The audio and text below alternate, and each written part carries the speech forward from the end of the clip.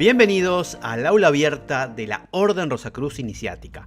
A finales del siglo XVIII, la egiptomanía se consolidó como un fenómeno cultural e intelectual en Europa, reflejando la profunda fascinación que el antiguo Egipto ejercía en diversos ámbitos, desde la arquitectura y la literatura hasta la filosofía y, sobre todo, los círculos iniciáticos.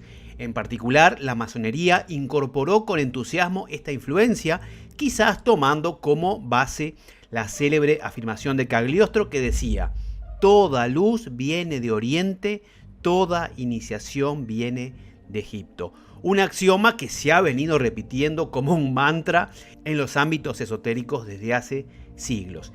En este contexto, en este auge por todo lo egipcio, apareció en Prusia, más precisamente en el año 1767, un rito masónico o paramasónico fuertemente inspirado en las tradiciones iniciáticas del antiguo Egipto, aunque en rigor de verdad este rito no puede considerarse egipcio en sí mismo, sino más bien egipciano o pseudo egipcio, ya que parte de una idealización de las escuelas de misterios descritas en los textos grecolatinos y no de una transmisión directa y comprobable de las prácticas iniciáticas originales del Egipto faraónico.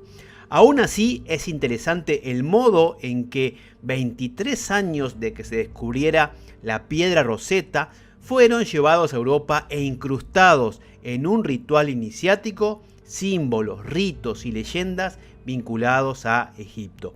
Hoy en día todos hemos visto fotos de Egipto, documentales, películas, incluso algunos han tenido el privilegio de viajar a esas tierras, pero en el año 1767 no se sabía demasiado de Egipto, al menos no con el rigor científico que vino después con el desarrollo de la egiptología.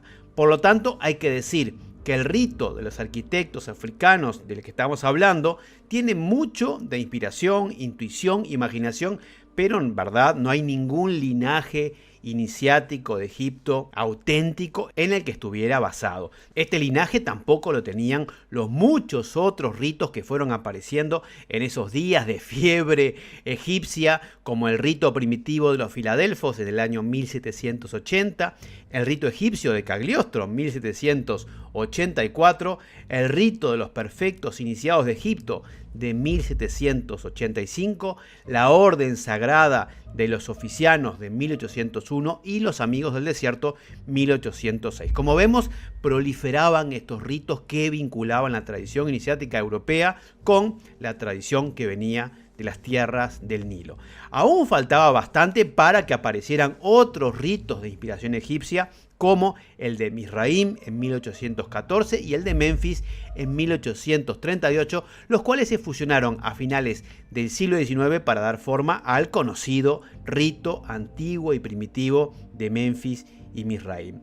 Con el apoyo de Federico II, la Orden de los Arquitectos Africanos se desarrolló con fuerza en el centro de Europa e incluso se dice que se llegó a construir en Silesia un magnífico edificio destinado al gran capítulo del rito, que contenía una rica biblioteca, un gabinete de historia natural y un laboratorio de alquimia. Según cuenta Gerald Galtier, este rito era una síntesis de hermetismo y cristianismo, y este autor agrega lo siguiente: la Orden de los Arquitectos Africanos no tuvo el éxito que merecía, quizás debido al mucho trabajo de investigación que exigía a sus miembros. Es decir, que estamos hablando de una orden efímera. Ahora hagamos un repaso de sus grados, de los grados de esta orden, de acuerdo al texto titulado Crata Repoa de 1770 y cuyos autores parecen haber sido Carl Friedrich von Keppen y Johann Wilhelm von Hiemen. El grado 1 recibe el nombre de pastóforo, una palabra que viene del griego pastos, que significa santuario, y foros, que significa llevar o portar. En la antigüedad, particularmente en Egipto y en la cultura griega, los pastóforos eran sacerdotes que llevaban en procesión imágenes sagradas, reliquias o elementos rituales. Vamos a leer lo que dice el Crata Repoa de este grado y lo vamos a comparar con el ritual de iniciación masónico, y nos vamos a valer de los videos de Radio Televisión Española y de un programa que se llamó El Olivar de Atocha. Y dice así: El aspirante, habiendo sido preparado en la cripta, podríamos leer aquí cámara de reflexión, era conducido de la mano por los tesmósfores y presentado en la puerta de los hombres. A su arribo, los tesmófores tocaban el hombro del pastóforis, uno de los últimos aprendices, que custodiaba el exterior y lo invitaba a anunciar al aspirante, lo que se hacía golpeando en la puerta de entrada. Habiendo dado respuesta satisfactoria a las preguntas que le formulaban, el neófito era admitido abriéndose la puerta de los hombres. El hierofante lo interrogaba nuevamente sobre varios temas y el neófito respondía categóricamente. Ellos lo hacían girar alrededor de la viranta, esforzándose por aterrorizarlo por medio de luces artificiales, aplausos estruendosos, granizo, lluvia y tempestad.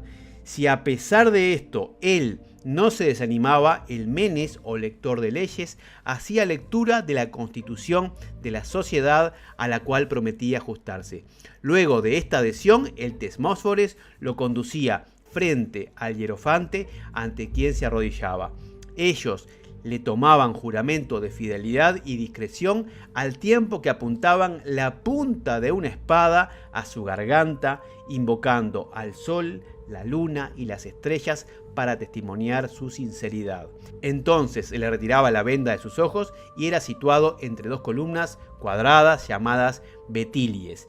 Entre estas columnas se ponía una escalera de 7 escalones y en ese momento el aprendiz debía subirla.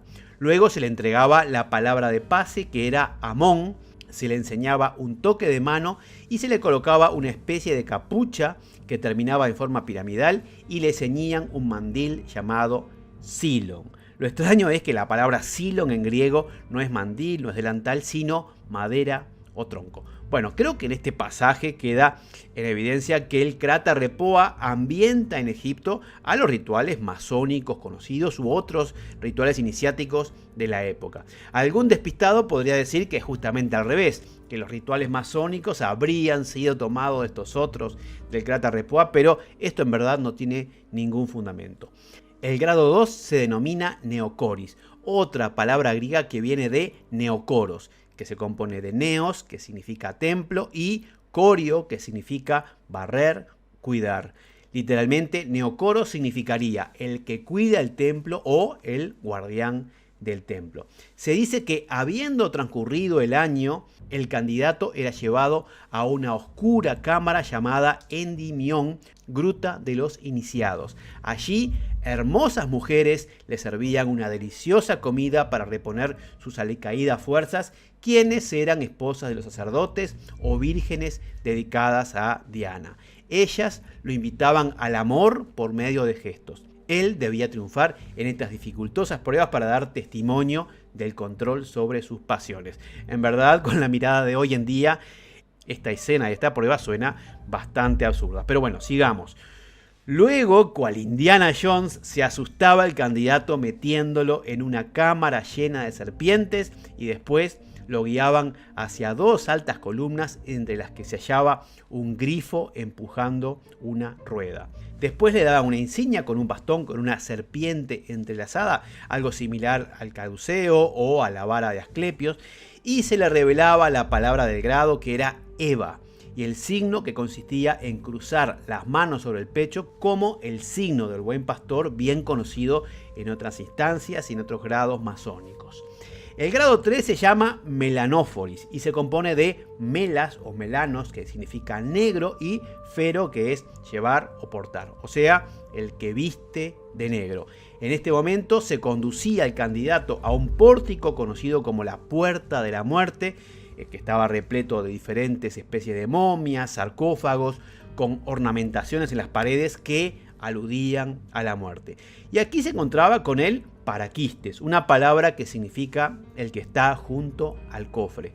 El simbolismo de este grado, el que tenga ojos para ver que vea, gira en torno al asesinato de un maestro asociado con Osiris. De hecho, se le muestra al candidato un ataúd con Osiris y el Krata Repoa dice que 2 auxiliares derribaban al aspirante y era envuelto con vendas de momia, para luego transportarlo a través de una puerta sobre la que estaba escrito Santuario de los Espíritus, a medida que se oían truenos, relámpagos y se hacía saber al supuesto muerto que se encontraba rodeado de fuego. Finalmente, luego de la ceremonia, se le daba la bienvenida y se le enseñaba el signo de reconocimiento, que consistía en un peculiar abrazo cuyo objeto era expresar el poder de la muerte, y la palabra de pase era Monaj Karon Mini, que significa o significaría yo cuento los días de cólera. El grado 4 tiene el nombre de Cristóforis y viene también del griego Cristóforos, o sea, el que porta a Cristo. Y este nombre ya nos estaría dando la pauta de que en este rito hay una síntesis, una mezcolanza de elementos griegos, cristianos, herméticos, y al final, ya casi al final, tiene un poquito, sí, de egipcio. En esta cuarta ceremonia al candidato le daban de beber de una copa llena de una bebida muy amarga, que le llamaban sise, y le daban varios elementos de vestir: la hebilla de Minerva, las sandalias de Mercurio, y lo cubrían con el manto de Orsi, ornamentado con una capucha. Bueno, ¿qué hace ahí ese nombre Orsi? Es un enigma simpático que realmente no hemos podido resolver. Después se le entregaba una cimitarra donde debía decapitar simbólicamente a la gorgona, y se dice también que al iniciado se le enseñaba un lenguaje secreto, el amonítico. Con tantos elementos de la mitología greco-romana, no se entiende tampoco el nombre de Cristóforis. El grado 5 se llama Balajate, una palabra que no existe en ningún idioma conocido. En este punto, el trabajo ritualístico se centra en una representación de Horus matando a Tifón. El grado estaba centrado también en el trabajo alquímico y químico. El grado 6 se llama Astrónomo de la Puerta de Dios, prescindiendo entonces ahora sí de los nombres griegos o extraños que aparecían en los grados anteriores. Vamos a leer lo que comienza diciendo de este grado el Krata Repoa, y es así: la preparación de este grado comenzaba poniéndole cadenas al candidato.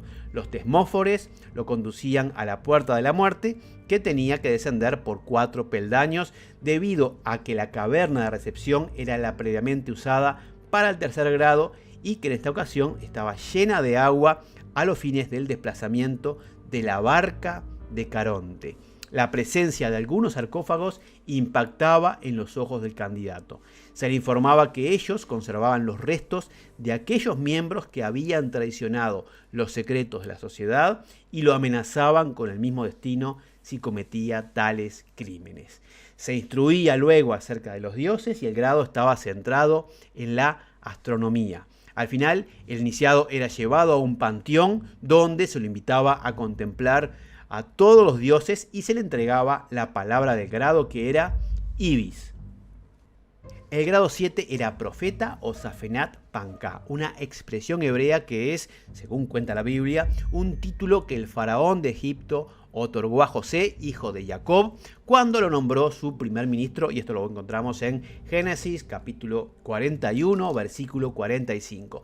Según dice el Krata Repoa, en esta instancia se daba al candidato una detallada instrucción acerca de los misterios. Se le enseñaba una danza sacerdotal vinculada al curso de las estrellas, y al final se le daba a beber un elixir llamado oimelas, que estaba compuesto de vino y miel, y se le comunicaba que había llegado al fin de todas las pruebas.